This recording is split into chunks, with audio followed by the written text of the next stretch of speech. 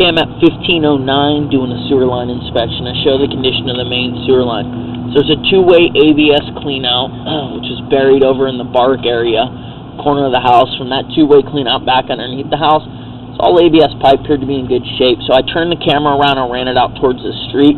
Right now my camera is located at the one-way cleanout, which is located at the edge of the driveway. So I'm going to pull my camera back towards the house to show you the condition of the line. So right now my camera's at the edge of the driveway at the one-way cleanout where the ABS meets the clay pipe. I'm going to pull the camera back towards the house to show you what the rest of the line looks like.